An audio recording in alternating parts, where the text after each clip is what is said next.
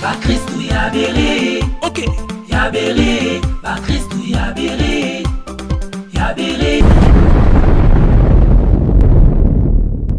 Mais nous allons parler d'un grand thème. Vous savez que ces thèmes-là, aujourd'hui, ça crée des polémiques au travers des serviteurs de Dieu et dans nos églises locales, ici à Kinshasa, mais aussi quand vous traversez votre rive à Brazzaville, le Gabon. Moi, j'ai fait la Côte d'Ivoire partout, donc c'est vraiment un sujet de débat. Donc c'est sur la dîme. Et la question qui va se poser aujourd'hui, la dîme n'est-elle pas un langage codé de Dieu, autant en ces temps de la grâce?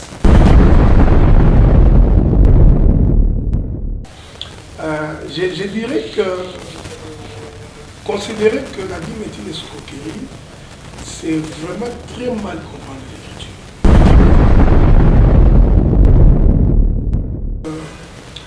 Que je voudrais rappeler au peuple de Dieu, c'est que lorsque nous prêchons l'évangile, nous ne faisons pas une étude sémantique des mots. Si tu permets, pendant notre débat, on va revenir avec beaucoup de détails.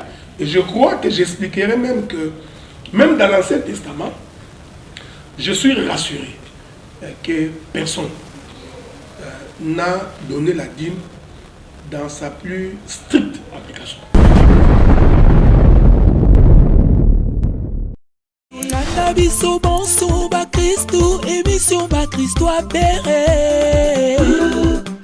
Bonjour chers téléspectateurs, vous êtes sur Savoir Plus TV, la chaîne de la vérité, la chaîne qui vous parle des choses de Dieu, la chaîne qui entre dans la profondeur des Écritures, de la parole de Dieu. Et cette émission, Christou Yabere, sera très importante pour vous. Cet avant-midi, je vous signale déjà que nous sommes à Kinshasa, le 5-11, c'est-à-dire novembre 2021. Nous réservons pour vous un grand homme de Dieu que vous connaissez très bien. C'est donc le docteur Adela Ndaï. C'est avec lui donc, que nous allons déballer, si vous voulez bien, les Écritures cet avant-midi ici en République démocratique du Congo. Mais nous allons parler d'un grand thème. Vous savez que ces thèmes-là, aujourd'hui, ça crée des polémiques au travers des serviteurs de Dieu et dans nos églises locales, ici à Kinshasa, mais aussi quand vous traversez votre rive à Brazzaville, le Gabon. Moi, j'ai fait la Côte d'Ivoire partout, donc c'est vraiment un sujet de débat. Donc c'est sur la dîme. Et la question qui va se poser aujourd'hui, la dîme n'est-elle pas un langage codé de Dieu, autant en ces temps de la grâce? Ça, c'est la question primordiale, ou soit les thèmes que nous allons parler cet avant-midi ici. Sans plus tarder, je vais dire bonjour au docteur et il va donc se présenter. Bonjour docteur. Bonjour bien-aimé pasteur. Donc je profite également de l'occasion pour saluer tous les téléspectateurs qui vont nous suivre en direct. Et j'espère que le moment que nous partagerons va être un moment de bénédiction. Je l'espère. Voilà. Donc c'est votre frère Adela, donc ministre de la parole. Donc nous dirigeons une assemblée à Gatineau, Ottawa. Et nous sommes également parmi l'un des ministres de l'Assemblée des Saints qui se trouve également à Montréal. Donc voilà, je vois que cela suffit comme présentation. Ah oui, vous êtes père de plusieurs enfants mariés, d'aucuns peuvent poser cette question. Oui. Donc je suis marié à ma très chère épouse que j'aime beaucoup. Et puis je suis père de 4 filles et je suis grand-père de 4 petits-enfants. Grand-père des 4 petits-enfants. Ok, fidèles téléspectateurs, je pense que le docteur a fait sa présentation. Nous allons maintenant entrer dans les vifs de notre sujet. Docteur, vous savez qu'il y a un grand sujet qui est en train de créer la polémique au travers de nos églises. Je parle donc de la République démocratique du Congo sur la dîme. Il y a d'aucuns qui disent donc la dîme, il y en a qui disent bien sûr, parce que moi je prends donc la part de ceux qui le disent, que la dîme serait donc, je dis bien serait donc une escroquerie au temps de la grâce. Que dites-vous par rapport donc à cela, docteur? D'abord, je voudrais te remercier pour la parole que tu m'accordes. Et saisir également cette occasion pour pouvoir apporter ma pierre de contribution. Je m'étais dit que je n'allais pas aborder cette question par le temps qui court parce que ça fait tellement polémique. Mais puisque vous me posez la question, je dirais que considérer que la dîme est une escroquerie, c'est vraiment très mal comprendre l'écriture. C'est très mal comprendre l'écriture, ça c'est la première chose. La deuxième chose que je voudrais rappeler au peuple de Dieu, c'est que lorsque nous prêchons l'évangile, nous ne faisons pas une étude sémantique des mots. En tout cas, du moins pour les autres. Qu'est-ce que vous voulez dire par étude sémantique? Je voudrais dire par exemple que lorsque nous disons offrande, Ouais. Dieu a l'entendement de ce qu'il appelle offrande. Et la prédication consiste donc à aller trouver quelle est la pensée de ce que Dieu voulait dire. Lorsque la Bible parle de la dîme, nous n'allons pas faire une étude sur les mots. On ne fait pas un débat sur l'expression. Ce que nous recherchons, c'est quelle est la pensée de Dieu quand il a inspiré l'écriture. Et lorsque nous comprendrons la pensée de Dieu, je pense que les choses vont être beaucoup plus faciles à saisir. Parce qu'aujourd'hui, au temps de la grâce, beaucoup considèrent que la dîme n'est pas d'actualité, elle n'est pas d'application. Alors la question que nous nous posons, pasteur, c'est de savoir est-ce que c'est le terme dîme ou c'est la pensée de ce qu'on appelle dîme. Alors si tu permets, pendant notre débat, on va revenir avec beaucoup de détails. Et je crois que j'expliquerai même que, même dans l'Ancien Testament, je suis rassuré que personne n'a donné la dîme dans sa plus stricte application. Même au temps de la loi. Nous allons probablement le voir aujourd'hui. Même au temps de la loi, Israël n'a jamais donné la dîme dans sa plus stricte application. Je voudrais ici prendre un exemple. La dîme étant un produit de la terre ou de menus au gros bétail, à supposer que j'ai, pour comprendre, hein, à supposer que j'ai 10 vaches. Alors si nous définissons un dixième comme étant les 1 dixième de 10 vaches, donc tu prendras une vache dans la portion. Mais là encore c'est un problème, parce que pour que ça soit 1 dixième, il faut que toutes les vaches aient le même poids. Vous voyez? Ok. Donc, c'est ce que j'ai dit. Donc, pour que vraiment vous puissiez confirmer que la dîme c'est 1 dixième, arithmétiquement, même au temps de l'heure, c'est impossible. Quelqu'un qui a 10 vaches, qui donne une vache et reste avec 9, pour que ça soit véritablement 1 dixième, il faut que les 10 vaches aient le même poids. C'est-à-dire 100 grammes, 100 grammes, 100 kg, donc vous prélevez 100 kg, qui fait 1 dixième. Là encore, vous allez voir des banquets. Donc, personne en réalité n'a donné la Bible dans sa stricte application. C'est-à-dire que les docteurs ont soutenu que nous devons être unis au temps de la grâce. C'est pourquoi j'ai dit, si nous définissons la dîme comme 1 dixième, alors ça devient très difficile de dire que nous devons, parce que c'est pas une différence, c'est la nuance. Ici, la question c'est quelle était la pensée de Dieu quand Dieu l'a institué. C'est ici, c'est ça l'intelligence de l'écriture. Quand Dieu a institué la Bible, il faudrait ici, je voudrais profiter de l'occasion pour dire la chose. Il ne faut pas croire que quand vous donnez la part de Dieu, vous lui donnez. Ouais, parce que c'est pourquoi j'ai toujours été le contrôlé dans le gens dit que les hommes de Dieu sont la tête de ce côté. Non, vous ne les donnez pas. Regardez. Docteur, je vous donne des temps. Ouais, on va se parler. En profondeur de... Regardez. Oui. Tous les temps qu'Israël a marché en Égypte, dans les déserts, ils n'ont jamais donné la dîme. Israël n'a jamais donné la dîme pendant tout le parcours du désert. Pourtant, ils avaient des troupeaux. Mais Dieu n'a pas pris le dîme. Dieu leur a dit, quand vous entrerez dans le pays, une fois dans le pays, pourquoi? Parce que dans les pays, vous aurez une terre, et si vous pouvez faire la culture, vous pouvez élever. À ce moment-là, Dieu dit, alors vous prenez la dîme, vous donnez. Et l'homme, quand il donne sa dîme, il la donne d'abord en reconnaissance de ce que Dieu lui a donné. C'est un signe de reconnaissance. Et l'homme donne ça, il ne la donne pas au prédicateur. Il faut se mettre quand même d'accord là-dessus. Arrêtez de nous prendre comme des mendiants, comme des gens qui n'ont rien. Non, non. Quand Israël donnait sa dîme, il l'a donnée à Dieu. C'est Dieu qui a dit, ok, ma part, je la redistribue avec mes serviteurs. Donc, il faut que le peuple comprenne que ce n'est pas eux qui nous ont engagés. Nous ne sommes pas les employés du peuple. Nous sommes les employés de l'Éternel. Ok. Vous comprenez? Donc, vous donnez à Dieu. Donc, ne venez pas nous poser des questions du genre, pourquoi tu as pris, pourquoi nous t'avions donné. Non, parce que vous ne nous donnez pas. Vous donnez à Dieu. Une fois que vous donnez à Dieu, c'est Dieu qui a dit ma part, je les redistribue à mes serviteurs. La question, c'est de savoir, est-ce que tu es dans une bonne terre? Quand tu donnes ta dîme, es-tu rassuré que tu es dans Canaan? Alors, quand tu es dans Canaan, tu donneras. Le comble, c'est que beaucoup ne sont pas dans Canaan. Vous comprenez le langage, hein? Donc, ils sont dans des églises qui ne sont pas églises. Et c'est normal qu'ils se plaignent de... Je reviens à vous, docteur, parce que c'est des questions pertinentes. Vous savez qu'on venait ici, j'avais aussi annoncé aux gens que je venais rendre donc visite au docteur Adélard et puis lui poser des questions. Nous allons passer une émission avec lui. Et ils m'ont dit, non, poser au docteur la question de savoir par rapport toujours à la dîme. Le peuple d'Israël, quand il donnait la dîme, il donnait la dîme aux Lévites. Voilà. Mais maintenant, c'est les Lévites physiques. Et maintenant, aujourd'hui, les hommes de Dieu se disent Lévites. Est-ce que c'est dans la spiritualité ou soit c'est physique?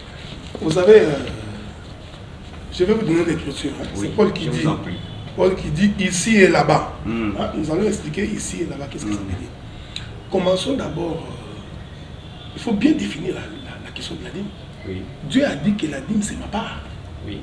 Même si physiquement Israël donnait ça à Lévi. Oui. Mais Dieu dit, c'est ma part. Rentrons d'abord chez Abraham.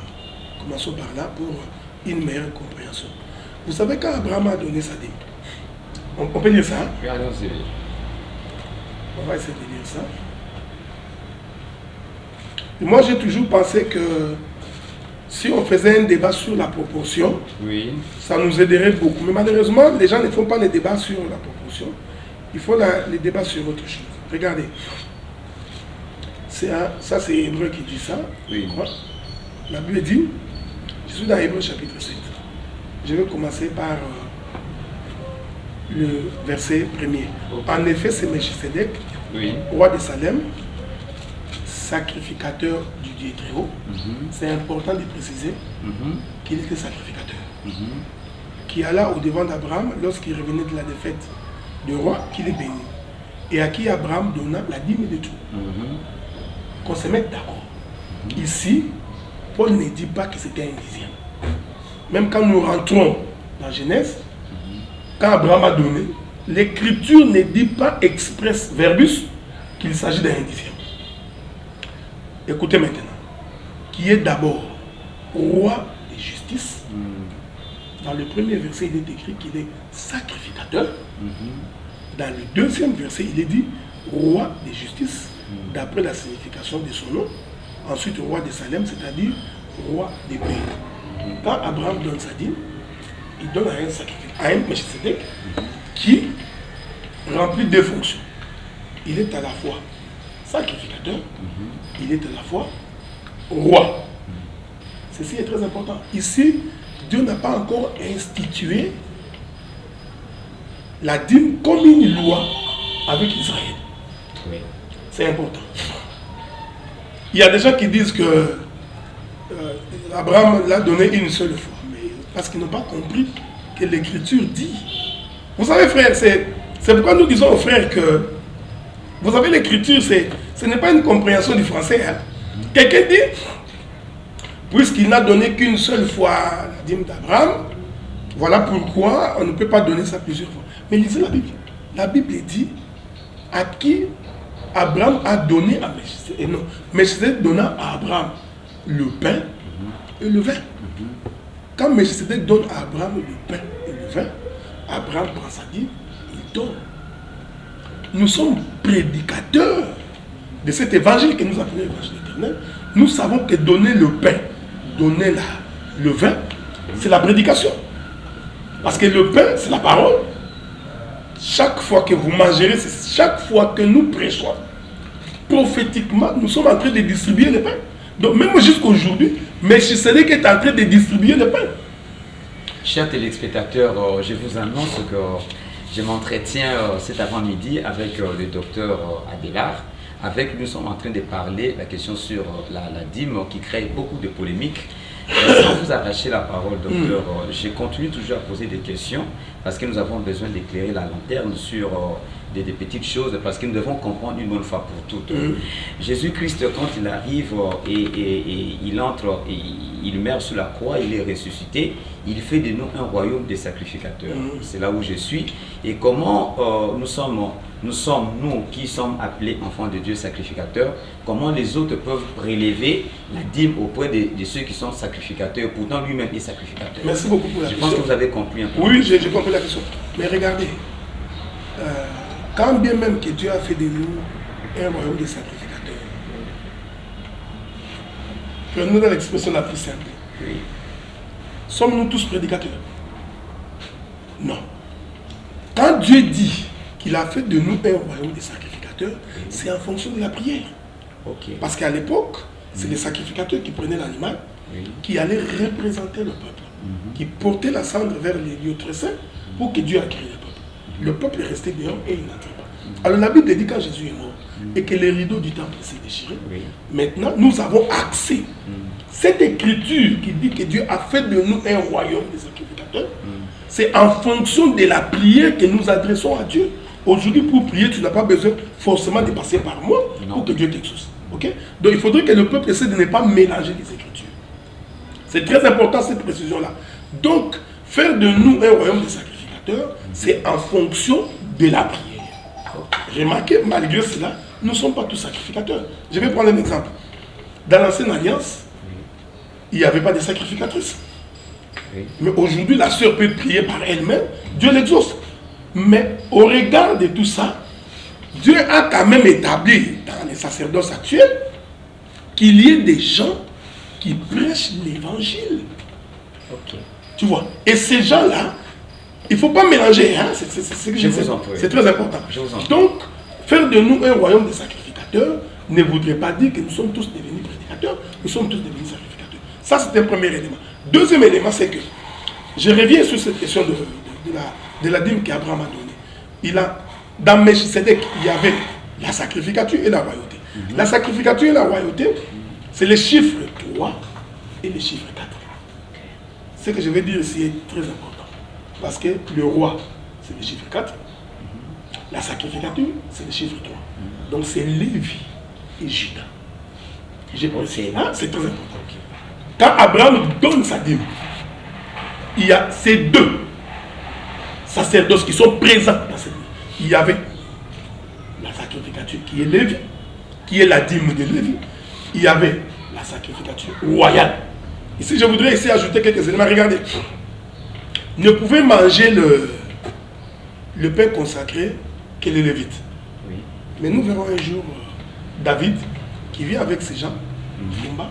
Or, David est de la tribu de Juda. C'est le chiffre 4. Il vient avec ses soldats. Il entre. Ah, vous êtes aussi fort en chiffrologie, hein, apparemment. Non, mais regardez, Dieu est dans les nombres. Dieu est dans les nombres. Donc, ceci est très important. Parce que ne pouvait toucher les pains consacrés qu'un Lévite. Ouza a essayé, il est mort, vous connaissez l'histoire. Mais David va venir avec ses soldats revenant de guerre.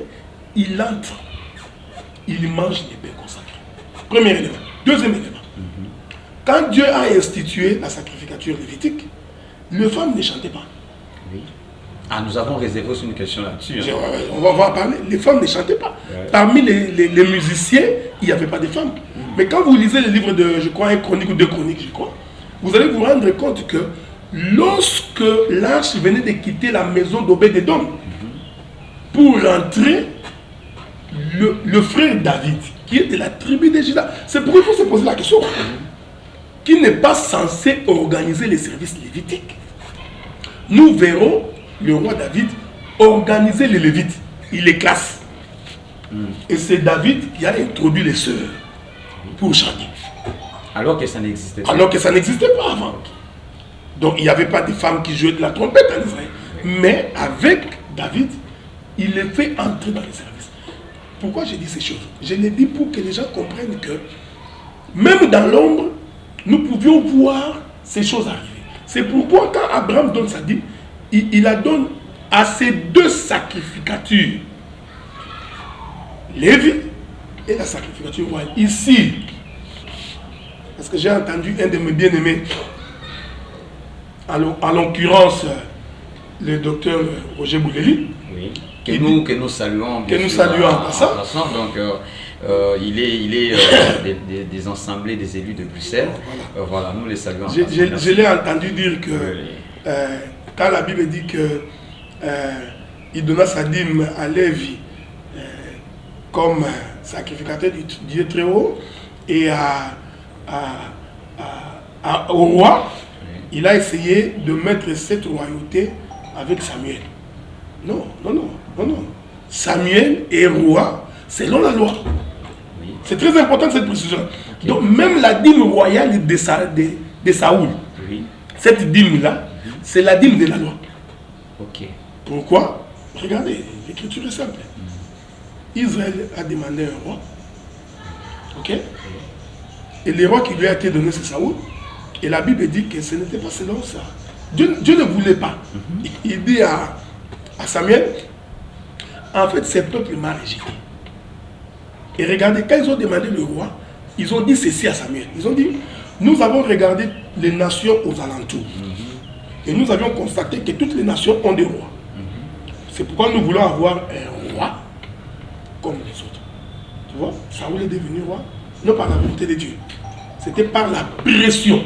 Si bien qu'on a l'habitude de dire que toute autorité vient de Dieu. Ah bon, regardez. Que diriez-vous en passant entre guillemets par rapport Non, mais quand nous disons que toute autorité vient de Dieu, nous ne voulons pas dire que toute autorité est établie de Dieu. Ah, faites un peu cette... Mais la différence, regardez, je les prends avec Saoul. Oui, je vous en prie. Le peuple réclame Saoul. Il réclame un roi. Dieu donne Saoul comme roi. Et je t'informe que Saoul est devenu roi à cause de la pression populaire. Saoul est devenu roi par rapport à la pression populaire. Ouais, parce que le peuple a fait pression. Ouais. Tu comprends ce que je dis? Je comprends. Et Dieu était en colère. Donc, en fait, c'est là où je voulais en venir. Saoul était un roi de la colère de Dieu. Dieu était en colère. De la colère de Dieu. Oui, parce que Dieu était fâché. Oui. Il dit, bon, puisqu'ils ont tellement insisté, bon, je vais quand même leur donner. Tu vois, ce n'est pas quelque chose que Dieu a donné de son plein gré. Il a donné sous la pression. C'est-à-dire, Dieu a dit, ils m'ont tellement importuné. Et Dieu s'est fâché. J'ai dit que Dieu s'est fâché. Oui. Il donne Saoul comme étant le roi de la colère. Or, au temps de la colère, c'est le temps de la loi. Oui. C'est le temps où Dieu est en colère et pour eux, dent pour dent. Donc Saoul, c'est la loi. Tu vois, même sa dîme là, quand Dieu a dit, puisque vous voulez un roi, voici ce qui va arriver. Il prélèvera la dîme patati patata. Oui. Tout ça, c'est la loi. Ne vous en faites pas, c'est la loi. À la différence de David, David, lui, personne ne l'a réclamé. Il était en train de paître le troupeau de son père. Dieu lui-même décide de son propre gré. Il donne David comme roi. Donc, quand je dis sacrificateur, je vois les sacerdoces de la loi. Et quand je dis roi, je vois les sacerdoces de David, qui est le sacerdoce d'aujourd'hui. Parce que c'est Jésus qui nous a fait entrer dans ces histoires. Okay. Et il est venu comme étant le fils de Joseph. C'est pourquoi on aura l'occasion d'en parler si Dieu nous prête vie.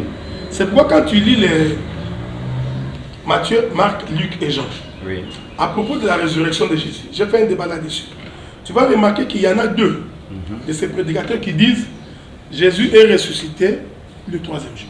Oui. Ok? Il y en a deux autres qui disent 3 jours après, Jésus ressuscita. Cette nuance, elle est... 3 jours après, c'est comme si ça entre dans le 4e. Ah, cette nuance, elle est importante dans l'évangile. Okay. Tu ne peux pas passer comme ça. Tu remarqueras qu'il y en a deux qui disent Jésus est ressuscité le 3e jour. Il y en a d'autres qui disent 3 jours après, Jésus ressuscita. ici, je ne voudrais pas dire que Jésus est ressuscité le 4e jour. Je voudrais dire que... Ah, ça susciterait encore... Ouais, beaucoup de questions. Je voudrais dire que ce langage-là, c'est le langage du double sacerdoce. Oui. Lévi et roi. Lévi et Judas. Tu vois, c'est ça la présentation de cette chose-là. C'est la raison de Melchisedec. Oui. Il est roi, il est sacrificateur. C'est pourquoi, quand Moïse veut aller en Égypte, Moïse dit j'ai un langage embarrassé, Dieu lui donne Aaron. Il faut vous poser la question, pourquoi Aaron est parti avec Moïse? Moïse pouvait partir seul. Et quand Aaron sort avec Moïse, arrive en Égypte, allez observer la conversation de Moïse avec Pharaon.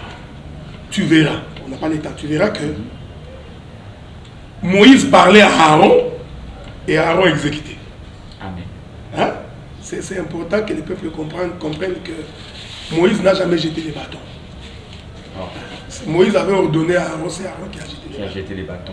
C'est très important. Et voilà pourquoi il y a certaines personnes qui disent les bâtons d'Aaron. Est-ce que c'est pas par... Non, c'est les bâtons de Moïse. Okay. Ah ouais, c'est les bâtons de Moïse. Mais sauf...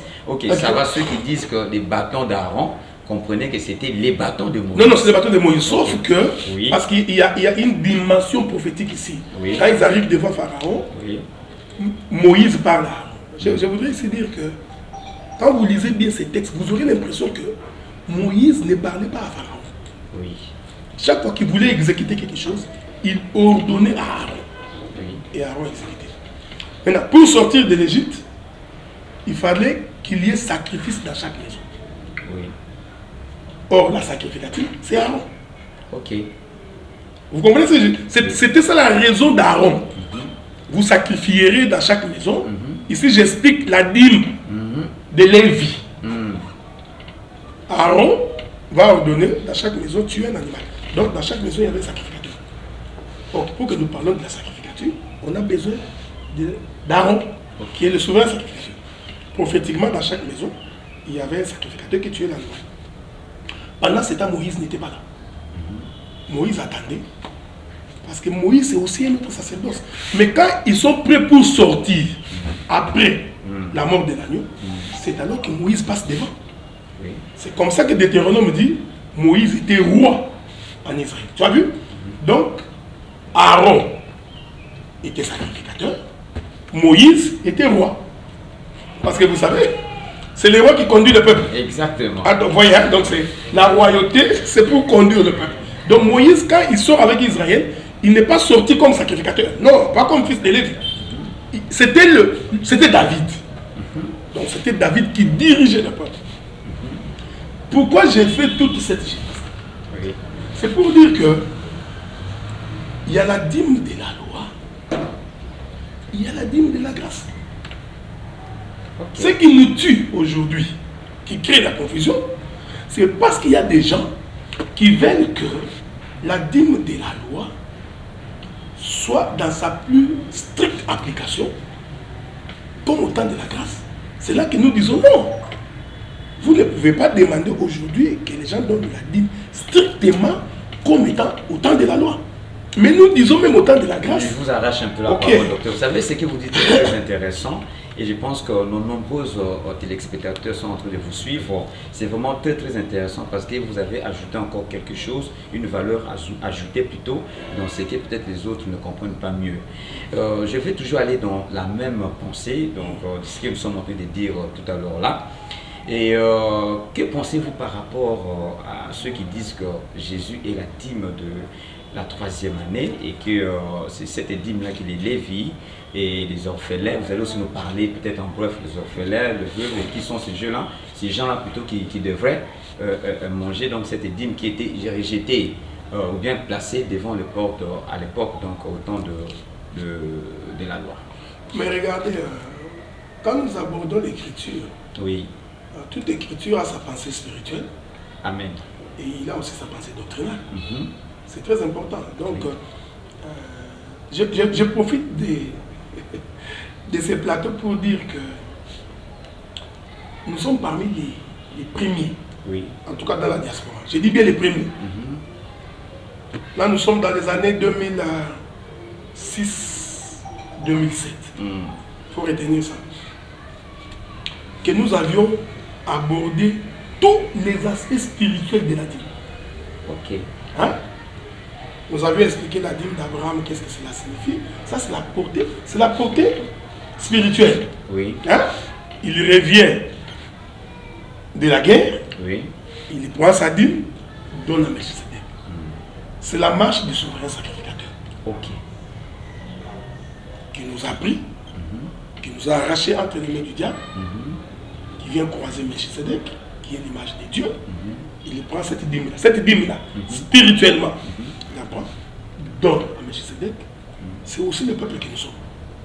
Ok. Je rentre d'abord dans la partie spirituelle de ces écritures-là. Nous prenons la dîme de la première année, je suis dans Deutéronome chapitre 14. Oui. Cette dîme-là, la Bible dit, tu la prendras, tu ne la mangeras nulle part ailleurs qu'au temple. Oui. Donc c'est une dîme qui ne se mangeait pas dans les synagogues.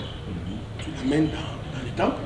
Et quand tu arrives au temple, tu achètes du whisky, tu bois, tu te saoules, tu te réjouis devant le Seigneur. Tu vois que doctrinalement, ça ne peut pas marcher parce que tu vas te saouler devant Dieu. Oui. Mais nous comprenons que cette dîme-là, spirituellement, c'était la Pentecôte. Parce que tu arrives devant les temples, tu achètes des liqueurs fortes, tu bois, tu te saoules. Donc, c'est-à-dire, je voudrais ici que les peuples comprennent. C'est-à-dire que si quelqu'un s'en va au temple, Oui. le jour où le peuple célébrait sa propre dîme, Deutéronome 14. Donc, on était en face des gens qui étaient complètement ivres. Parce qu'il y avait du liqueur. Là. Liqueur. Alors, pour essayer un peu d'expliquer, c'est que c'est la dîme. Et vous êtes en train de comprendre, fidèles téléspectateurs, que le docteur est en train de nous amener dans une autre dimension spirituelle de la compréhension donc, de la dîme par rapport à ce qui s'est dit à gauche et à droite. Oui, docteur, je reviens à vous par rapport à ce que vous disiez. Donc, je disais, ça, je donne les parties spirituelles de cette dîme-là. Oui. Donc, ce qui s'est passé au temple, c'est ce qui s'est arrivé au jour de la Pentecôte. Le peuple a témoigné que ces gens sont ivres. Et nous croyons qu'ils étaient ivres, ivres du Saint-Esprit. Amen. Donc maintenant nous comprenons la dîme qui consistait à prendre de la liqueur forte. En réalité, c'était l'image du Saint-Esprit. Parce que vous devriez boire et manger. Or, le peuple, avant d'avoir le Saint-Esprit, ils ont d'abord mangé l'agneau qui est Jésus. Il dit, ne sortez pas encore de Jérusalem, attendez lorsque le Saint-Esprit vient. Vous voyez? Nous avons la dîme de la troisième. Il y a beaucoup de choses à dire. La dîme de la troisième année, qu'on mettra derrière la porte, devant la porte. Devant la porte, oui. Nous disons que la porte, c'est la maison d'Israël. Oui. La dîme qu'on met dehors, c'est Christ Jésus. Amen. Vous voyez? Donc, le veuve, les orphelins, les étrangers, c'est nous, les nations. Donc, la Bible dit que nous qui sommes étrangers aux alliances, n'ayant pas droit de citer, nous qui sommes des étrangers aux alliances de Dieu. Donc ici, la dîme qu'on met dehors, c'est Christ rejeté.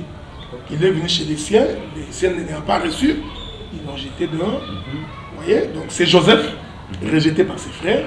Alors une caravane qui vient des Galates qui descend en Égypte, nous disons que ce sont les veuves, les orphelins, les étrangers qui viennent prendre cette dîme. Ça c'est la partie spirituelle de l'Écriture. Ok. Mais cette partie spirituelle de l'écriture ne peut pas anéantir la partie doctrinale. Vous ne pouvez pas dire, puisque Jésus est dîme, qu'aujourd'hui, la dîme, on ne la donne pas. Je vais prendre un exemple. Allez-y, docteur. Il y avait Vous savez qu'ils sont très nombreux. Ouais, je sais qu'ils sont qu'ils très nombreux de vous suivre. Oui. Je donnerai beaucoup de détails. Ouais. Il faut que le peuple comprenne que donner à Dieu, c'est ce que je voudrais préciser. Oui. Vous ne nous donnez pas. Oui.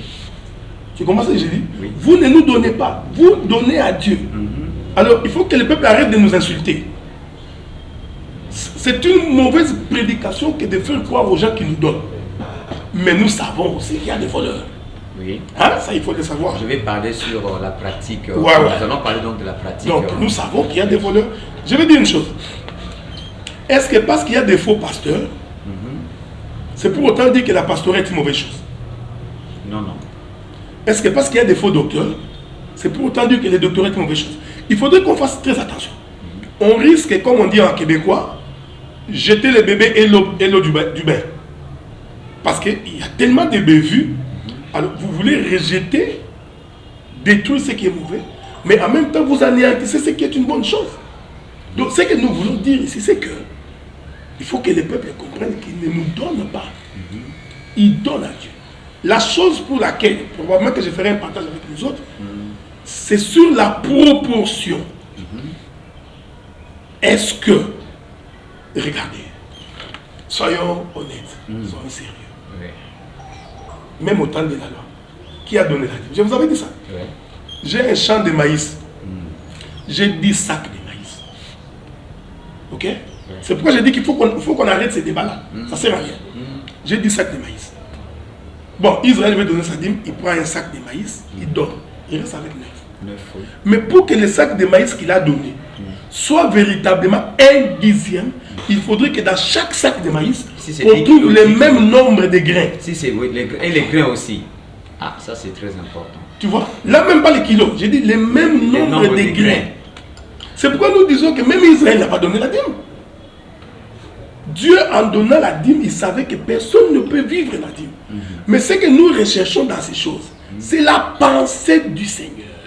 Ok. Dieu avait institué la dîme pour nourrir ses serviteurs.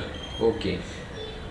Tu vois ce que c'est? Donc c'était pour nourrir ses serviteurs. Aujourd'hui, le peuple donne la dîme selon la grâce pour nourrir ses serviteurs. Je voudrais dire en passant, j'ai entendu quelqu'un dire que aujourd'hui le peuple peut donner. Non, il faut qu'on se mette d'accord. Quand tu donnes tes offrandes, tes libéralités, des choses comme ça, tu peux ne pas donner. C'est facultatif. Mais pas les salaires, pas la dîme. Quand toi tu vas chercher un travail, c'est toi qui fixes les salaires. Il y a des questions qui sont Ouais, par rapport à ça. Mais quand toi tu vas chercher du travail, Oui. c'est toi qui fixes les salaires. Non. Qui fixe les salaires? C'est l'employeur, non? Oui. C'est lui qui nous a employés, c'est Dieu. Comment toi tu viendras donner comme tu entends? En tout cas, nous, il nous a fixé notre salaire. Il a dit, je vous ai engagé, voici votre salaire. Il a donné les fixes de tout salaire. Mais Et il appelle sa dîme. Quand il dit que l'ouvrier mérite son salaire, et tu voulais comparer ce qu'on appelle salaire et dîme. Est-ce qu'on peut faire cette nuance-là? Je vous en prie. Mais regardez. Oui. Je ne sais pas si je vais trouver cette écriture-là. On va quand même dire cette écriture-là, c'est important. Oui. C'est important. C'est pourquoi tu vois, il y a beaucoup de gens qui souffrent. Hein? Je suis dans le livre de 1 Corinthiens, je crois. Oui. 1 Corinthiens, chapitre 9. Nous allons lire. C'est Paul qui dit. Vraiment, je ne sais pas si les gens lisent les Écritures ou pas. Écoutez ce que Paul dit. À partir du verset 9. Nous sommes dans la Nouvelle Alliance. Hein? Le Nouveau Testament. Ici, nous sommes dans le Nouveau Testament. Nous ne sommes pas dans la loi. Paul dit, il est écrit dans la loi de Moïse. Pour expliquer ce qu'il va expliquer. Paul commence là-bas. C'est ce que nous... Voyez l'évangile que nous prêchons, c'est un oiseau à 2 ailes. Quand tu n'as pas les 2 ailes, tu ne peux pas voyager. C'est pourquoi Dieu a créé les oiseaux. Donc arrêtez de nous prêcher des prédications satongées. Le Colomo. Non. Ça ne peut pas marcher. C'est écrit. Et ça, c'est l'émission Christ ou Yabiri. Exactement. Nous disons, nous vérifions rechercher la pensée de l'Écriture. Ok, exactement. La pensée de l'Écriture. La Bible a une pensée. Les Écritures ont une pensée. Oui. Tu comprends ce que je dis? Les Écritures ont une pensée. Le sang est dans le corps. Ok. Or, la vie est dans le sang. Il faut déchirer les corps pour que le peuple puisse vivre. Je lis. Il est écrit dans la loi de Moïse. Donc, pour expliquer les salaires. Paul rentre chez Moïse. Tu ne muselleras point le bœuf quand il foule les grains. Il pose la question. Dieu se met-il en peine de bœuf? C'est dans la loi de Moïse que Dieu avait dit aux enfants d'Israël, quand le bœuf est en train de labourer la terre, tu ne peux pas lui fermer la bouche. Ici, vous savez, j'ai beaucoup de choses à dire. Hein? Vous savez, quand Dieu créait Adam, Dieu a muselé la terre. Il labourait la terre. La Bible dit que Dieu a rassemblé. Donc, rassembler la terre, c'est labourer. Oui. Hein? Vous comprenez? Hein? Donc, Dieu était un bœuf. Quand il créait Adam, en réalité, c'était un bœuf qui labourait la terre. Et en labourant la terre, il doit manger. Ça c'est profond, docteur. Vous comprenez? C'est très très profond ce que vous dites là. Ah, il doit manger. Oui. Les hommes de Dieu ont droit. Vous devez. Vous ne pouvez pas échapper, frère. Arrêtez de faire des gens. C'est pourquoi la plupart des gens qui défendent qu'on ne peut pas donner autant de la grâce, dans la plupart des cas, ce sont des gens qui ne donnent pas. Ils sont tellement égoïstes. Ils saisissent l'occasion pour se cacher derrière les Écritures. Posez la question à tous ces gens-là. Combien ils donnent? Combien? Ils ne donnent Ils ne donnent rien. Ils sont spécialistes dans les contestations. Paul lui dit, Dieu se met-il en peine de bœuf? Ou parle-t-il uniquement à cause de nous? Quand il dit nous ici, ce n'est pas le peuple. Nous, les prédicateurs. Ok. Oui, c'est à cause de nous qu'il a été écrit. Celui qui laboure doit labourer avec espérance. Et celui qui foule les grains, foule avec l'espérance d'y avoir part. Ok. Tu vois, c'est ce que nous disons. Il faut rechercher la pensée de l'écriture. Nous continuons. Si nous avons semé parmi vous les biens spirituels, est-ce une grosse affaire si nous moissonnons vos biens temporels? Regardez Paul. J'aime ça. Il dit, si d'autres jouissent de ses droits sur vous, ce n'est pas facultatif, c'est un droit. Donc, qu'on arrête de dire aux gens que tu peux ne pas donner. Tu peux donner comme tu veux. Non, on dit c'est une obligation. C'est un droit. N'est-ce pas plutôt à nous d'en jouir? Là maintenant, il explique. Nous n'avons pas usé de ces droits. Nous n'avons pas usé. C'est-à-dire que pour une circonstance, Paul avait décidé, bon, je ne les prendrai pas. Mes frères, mais quand Paul dit ces choses, il se réfère à la loi de Moïse. Mais pourtant nous sommes au temps de la grâce. C'est ce que nous disons. Regarde, il continue. Hein? Ça, c'est une disposition spéciale. C'est comme nous à Gatineau. Nous avions décidé pendant un temps de ne plus prendre la part du prédicateur. Ok. Parce que notre souci est de s'acheter un bâtiment. On s'est dit, bon, tout ce qu'on aura comme argent, on les met dans ce. Mais pourtant, j'avais également le droit de dire, vous me payez. Oui. Ok? Bon. Ne savez-vous pas que ceux qui remplissent les fonctions sacrées, quand Paul dit fonctions sacrées ici, il parle de qui? Des sacrificateurs du temps de Moïse. Sont nourris par les temples et que ceux qui servent à l'autel ont part à l'autel. Ok. Tu comprends ce que j'ai dit? Oui, je vous comprends. De même aussi, le Seigneur a ordonné que ceux qui annoncent l'évangile vivent de l'évangile. Ah mais non, mais c'est cette histoire ici, nous passons maintenant donc aux abus par rapport à ces versets.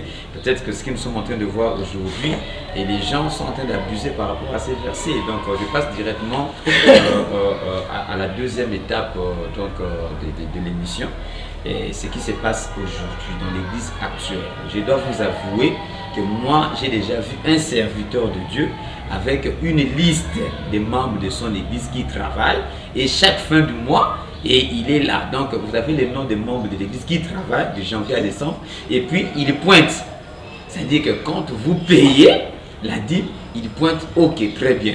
Si vous n'avez pas payé, il vous appelle et puis il vous recommande payer donc cette dîme là, et si vous passez les mois, ça sera double par rapport aux Écritures. Bon, regardez, c'est comme je une liste. Non, regardez, c'est ce que je vous avais dit. Je vous avais dit que c'est pas parce qu'il y a des faux bergers qu'il n'y a pas de vrais bergers. Ah oui. C'est pas parce qu'il y a des faux passés qu'il n'y en a pas de vrais. Ouais. On ne peut pas anéantir les biens par le mal. Ok. Mon bien de mes pasteurs, il y aura toujours de faux. Ils existeront toujours. Il y aura toujours des voleurs quelque part. Ici, je parle aux véritables enfants de Dieu. Qui sont ces enfants-là? Qui sont convertis. Et qui comprennent ces choses. Et nous disons, cette imposition de donner aux hommes de Dieu n'est pas une imposition qui relève de la loi. C'est une imposition qui relève de l'esprit. Donc, celui qui a le Saint-Esprit, on ne peut pas discuter sur ces choses. Ok. Ça devait couler. Tu comprends ce que j'ai dit? Oui. Ce qui est malheureux, c'est parce que nous avons beaucoup de faux prédicateurs eh bien, qui utilise les versets pour s'enrichir. Malheureusement, beaucoup de gens ne donnent qu'au faux. Oui, nous pouvons prêcher l'évangile comme ça. Très bien prêché. Tu verras que quelqu'un ne nous donnera même pas 4 000 $. Mais quand ils sont en face d'un faux, ils donnent facilement 4 000 $. C'est pourquoi à un moment donné, ça nous énerve. Oui. Mais nous ne pouvons pas anéantir cela. Ce que je voulais dire au peuple, c'est que quand tu prêches l'évangile, il faut aller rechercher quelle est la pensée de l'Écriture. Le pourquoi. C'est ce que nous prêchons. Nous prêchons le pourquoi. Pour qu'il y ait la réalité, pour qu'il y ait ombre, il faut qu'il y ait la réalité.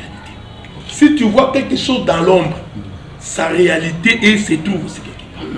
Donc de la même manière qu'on a donné la dîme aux sacrificateurs et aux lévites dans l'ombre, on en donne également aussi aujourd'hui dans la grâce. La seule chose pour laquelle nous divergeons, c'est sur ce qu'on appelle la proportion. Cette proportion obligatoire, c'est là où nous disons, même au temps de la loi, personne n'a donné un dixième. Surtout qu'il fallait compter même le nombre de grains. Tu vois, c'est compliqué. Donc, arrêtons de faire un débat sur ça. Le débat est sur le fait, tu donnes ou tu ne donnes pas. Si tu es d'accord qu'on donne là-bas, qu'on peut donner ici, alors donne. Tu comprends ce que je dis? Maintenant, il y a certains de nos frères qui disent, mais non, docteur Adélard, même aujourd'hui, il faut que ça soit un dixième. Nous leur disons que même à l'époque, ce n'était pas un ce n'était pas un dixième. Même la part du sacrificateur n'était pas un dixième. Prenons l'exemple. Il prélevait la dîme. Quand on sacrifiait, il mangeait l'épaule. Oui. Parce que tu vois, quand tu sacrifies dans les magasins, il y avait des parties qui montaient sur l'autel. Il y avait des parties qui partaient dans la maison du sacrificateur. Oui. Tu vois, ta dîme là, elle est spirituelle, elle monte au ciel, mais il y a une partie de cette dîme qui doit entrer dans la maison du sacrificateur. Donc arrêtez de nous dire que la dîme est devenue spirituelle, Jésus la dîme. Non, non. Même Jésus en tant que sacrificateur, il ne montait pas. Regardez. Rentrons. Vous savez, quand il faut parler, nos fidèles téléspectateurs sont très contents de vous écouter. Hein. Mais nous, regardez. Oui, ça fait du bien. Ce que nous disons, c'est... Est-ce que vous pensez vraiment que c'est pour nous? Non, c'est pas pour nous. C'est pour la bénédiction du peuple. Amen. Amen. La Bible dit que c'est le sacrificateur, c'est le prédicateur qui bénit le peuple. Ok? En réalité, quand vous prenez soin de vos prédicateurs, c'est une bénédiction pour vous-même. Ce n'est pas pour nous. Pendant que nous prêchons ici, quelqu'un peut nous écouter en Suisse. Oui. Il nous fait un virement de 500 $. Mais si quelqu'un ne donne pas la part de Dieu, en réalité, il se complique lui-même. Sauf que nous disons au peuple, mais choisissez la bonne terre. Oui. Arrêtez d'aller donner la dîme dans les déserts parce qu'il n'y a pas de pluie, il n'y a pas de champs. Allez à Cana, donnez la dîme. Je vais le dire dans les termes les plus clairs. Ne donnez pas ça aux aventuriers de pasteurs. Parce qu'il y en a nombreux. Oh, mais nous savons qu'il y en a nombreux. Il y en a nombreux ici, à Kinshasa surtout. Hein. Est-ce que tu comprends ça? Oui. Donc, allez donner ça aux véritables hommes de Dieu. Et ces hommes de Dieu, vous les reconnaîtrez par leurs œuvres. Exactement. Leur comportement, leur attitude. Oui. Ce sont des gens qui craignent Dieu, qui ont en horreur le péché. Et qui servent Dieu dans la sincérité. Allez donner à ces gens-là. Et ça, ce serait la bonne part qu'on pourra donner. Mais malheureusement, aujourd'hui, il y a beaucoup d'aventuriers. Aujourd'hui, il y a beaucoup de gens qui tournent à gauche et à droite. Et ça nous complique la vie. Ok. Nous sommes sur Savoir Plus TV. Je vous rappelle que ça, c'est l'émission Christ Abéré, où nous creusons la profondeur, la pensée de Dieu, telle que le docteur est en train de le dire tout à l'heure là. J'avais une question, docteur, à vous poser. Oui.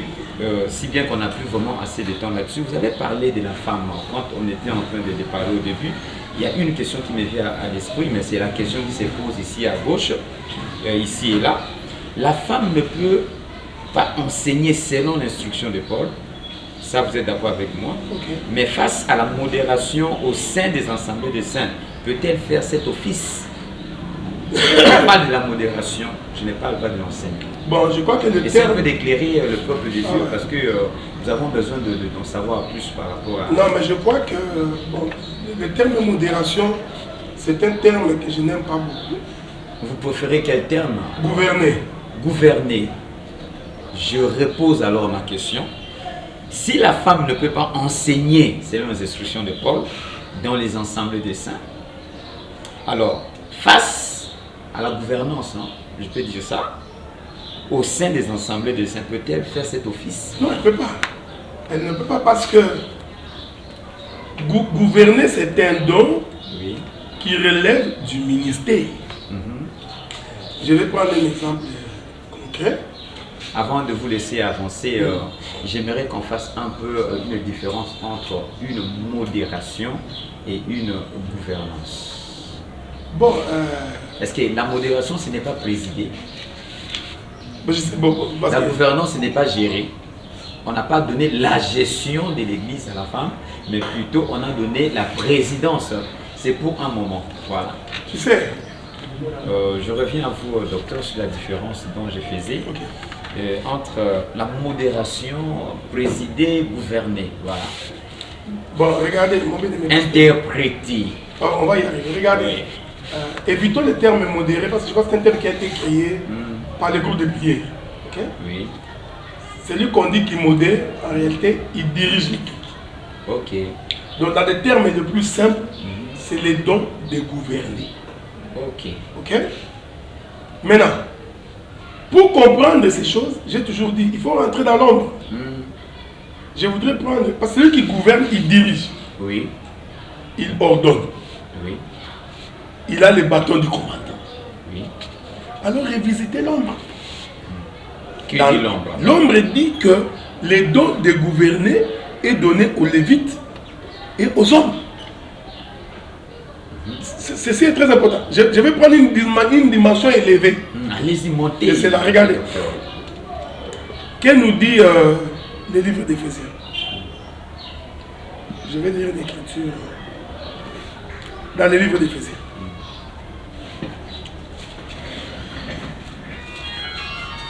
Éphésiens ou Colossiens. Non, prenons Colossiens. Oui. Colossiens chapitre 1er, verset 18. La Bible dit ceci à propos de Jésus. Il est la tête du corps de l'Église. Il est le commencement, le premier-né d'entre les morts, afin d'être tout en premier. Ce que j'ai pris, il est la tête du corps. Le frère Paul dit, la nature elle-même ne vous enseigne-t-elle pas? Tu vois le corps, quand on dit que Jésus est la tête, c'est-à-dire que l'Église qui est son corps, c'est une femme. Oui. Lui, l'homme, c'est la tête. Tu vas remarquer que c'est lui qui dirige le corps. C'est la tête. Ok. Tu vois? Oui. Si tu vois ma main faire comme ça, le commandement vient de ma tête. Oui. Si je bouge mon pied, ça vient de ma tête. Donc, la direction est ministérielle. Ça relève du don ministériel de la parole. Voilà pourquoi dans l'ombre, nous n'avons pas vu des femmes sacrificatrices. Oui. Ok? Oui. Et quand Israël s'est rassemblé, ne pouvait lire la loi, diriger le rassemblement, c'était Lévite. C'est pourquoi même dans les jardins, Dieu a fait en sorte que Adam soit le premier qui donne les ordres à la femme. Ok. Voilà pourquoi nous croyons aujourd'hui qu'une femme ne peut pas diriger un culte. Non pas parce qu'elle n'en a pas la capacité. Beaucoup de gens font des confusions. Ça n'a rien à voir avec la capacité. Ça n'a rien à voir avec la capacité. Ça a à voir avec la doctrine. C'est-à-dire que quand nous entrons dans une église où nous trouvons une femme en train de diriger un culte, c'est une inversion des valeurs. Okay. Parce que la direction vient de la tête. Le corps ne peut pas diriger. Or, la tête, c'est l'homme, selon le livre des Colossiens. Oui. La tête, c'est le mari. C'est Christ. C'est lui qui dirige tout le corps. C'est pourquoi même quand nous entrons dans l'église, c'est lui qui dirige l'équipe doit être un homme. C'est par rapport à la doctrine. Okay. Est-ce qu'il n'y a-t-il pas de sœurs qui connaissent la Bible mieux que les frères, oui, il y en a. Sauf que quand nous nous assemblons, comme nous formons un corps, pour que cela soit conforme à la doctrine, il faut que nous voyions un homme qui prêche l'évangile. Okay. Maintenant, une femme peut-elle interpréter? Nous disons non. Quelle est l'écriture? Ici, vous savez, quand nous prêchons l'évangile, on ne fait pas de cas personnels. Oui. Oh, tu vois, je suis allé dans un village, et tu vois, dans ce village-là, il y a personne qui parle. Des femmes, il y a que les femmes qui parlent cette langue-là. Maintenant, comment je vais prêcher l'évangile? Frère, ce n'est pas Dieu qui t'avait envoyé. Quand Dieu t'envoie, il fera en sorte que ce que tu vas faire. Il y a qu'un homme là-bas. Mais Dieu le fait, mais il est Dieu. Oui, oui. Tu comprends ce que je dis? Oui. La Bible dit que quand Dieu a créé la voix d'un homme, il dispose même ses ennemis en sa faveur. Quand Dieu t'envoie, quand c'est Dieu, il fera en sorte que ce que tu feras ne puisse pas hériter la doctrine. Voici ce que dit la doctrine. La doctrine dit ceci. Je suis dans les livres de Timothée, je crois. À propos de la femme. Pourquoi elle ne peut pas interpréter? Ne sois pas en colère, mon frère. C'est de bonne foi qu'on te le dit. Oui. 1 Timothée chapitre 2, verset 11. Oui. La Bible dit que la femme écoute l'instruction en silence avec une entière soumission. Tu as vu l'écriture? Oui. Mais dis-moi, quand un prédicateur prêche, il est en train d'instruire. Oui. Mais quand la femme l'interprète, comment pourra-t-il suivre l'instruction en silence? C'est cette écriture qui l'empêche de le faire. Parce qu'elle doit écouter l'instruction en silence. C'est ce que dit la loi. Maintenant, quand elle interprète, elle est en train de parler. Elle n'est pas silencieuse. Elle n'est pas silencieuse. Oui. Elle est en train de parler. Voilà pourquoi nous croyons que la femme ne peut pas interpréter. Il n'y a pas une autre dimension de définir cette écriture. Non, mais quand vous entrez dans une autre dimension spirituelle, l'interprétation de cette écriture. Mais regardez, mais prenons, tu ne peux pas interpréter ça. Prenons notre écriture dans l'ombre. Oui. Prenons ça. Tu prêches, l'autre interprète. Mais dans votre Bible là, celui qui prêchait, c'est Moïse. Oui. C'est lui qui l'a interprété, c'est qui? C'était Aaron. Ok, c'était pas une femme. Mais Myriam était là, non? Oui. Dieu a choisi Aaron pour servir d'interprète. Mais pourquoi vous mettez des femmes? Ok. Parce que vous interprétez, bon, prenons, bien que je n'aime pas appeler ça interprétation, c'est une traduction. Oui. Est-ce que vraiment s'il y a... Mais que les frères apprennent d'autres langues. La Bible dit que Dieu a donné la diversité des dons. Oui. Hein? Dans cette diversité des dons, il y a les parler en langue, en esprit, mais il y a aussi les parler en langue des hommes. C'est un don que Dieu peut donner à quelqu'un. Tu peux maîtriser 19 langues. Mais le Saint-Esprit nous donne ça aussi, non? Oui. Nous pensons qu'une femme qui interprète pêche contre la doctrine. Parce qu'elle doit suivre l'instruction en silence. Ok, la femme qui interprète est en train de prêcher contre, pécher plutôt contre la doctrine. Et docteur, je pense que nous sommes pratiquement à la fin. Je sais que vous avez encore beaucoup de choses à dire, et il y en a encore assez.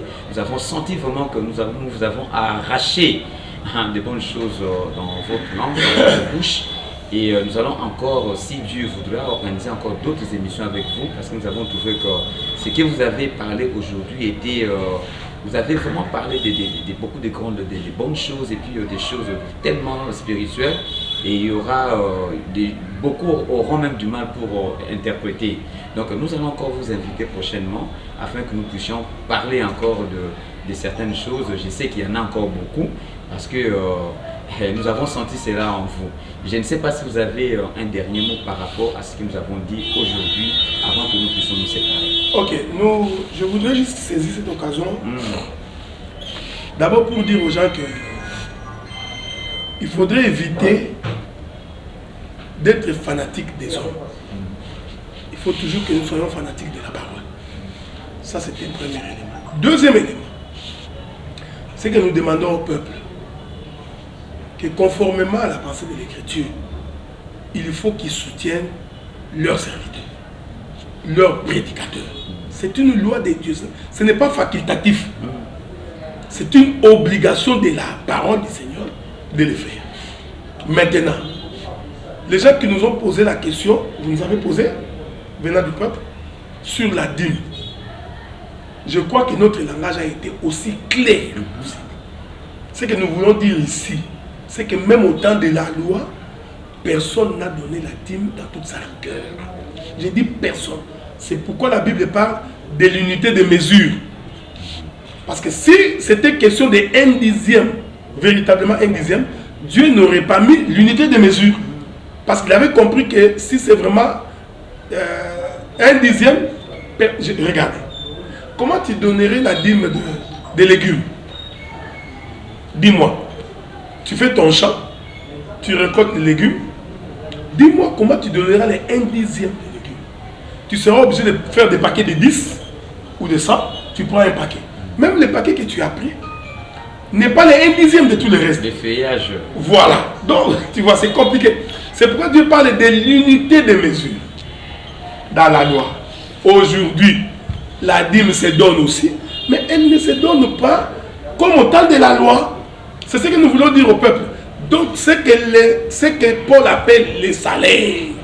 Aujourd'hui, Paul le dit en référence de la dîme de la loi. Okay. Voilà pourquoi nous exhortons le peuple, c'est mon point de vue, hein, à pouvoir soutenir les hommes de Dieu.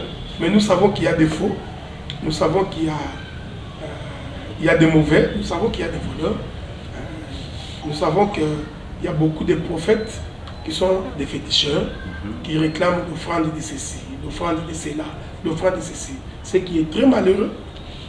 J'ai même appris qu'il y a même déjà pour te délivrer, il faut acheter une chèvre, apporter consultation prophétique, il faut donner de l'argent pour voir les prophètes. Toutes ces choses sont mauvaises. Ça, on le sait. Mais nous savons aussi que quand vous avez un prophète au milieu de vous, ou un serviteur, les soutenir aussi financièrement, ce n'est pas une mauvaise chose. Voilà un peu ce que je pouvais dire comme mot de conseil. Si vous avez un prophète au milieu de vous, les soutenir, ce n'est pas aussi une mauvaise chose. C'est par là que nous finissons donc complètement, nous bouclons donc cette émission et nous tenons à remercier toute l'équipe qui nous accompagne ou qui nous a accompagnés cet avant-midi ici. Nous voyons l'ingénieur Cédric Ndombasi derrière la caméra et nous avons aussi M. Jean Popol à la lumière. Nous tenons à remercier l'initiateur de cette chaîne Savoir Plus TV, le frère Lionel Omamba, chez aux États-Unis d'Amérique. Nous avons aussi le frère Patrice Omokondo, qui est donc à l'Assemblée des élus aux États-Unis d'Amérique. Nous les saluons sans oublier son épouse.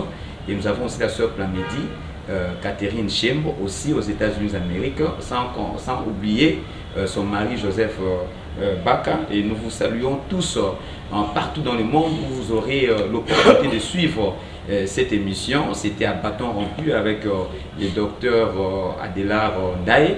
Nous avons parlé donc de la dîme et vous avez compris que vous devez soutenir les hommes de Dieu, les prophètes que Dieu a placés au milieu de vous. Docteur, nous vous disons merci pour cette occasion que vous nous donnez cet avant-midi ici chez vous, à Kinshasa bien sûr. Merci beaucoup, c'est moi qui vous remercie.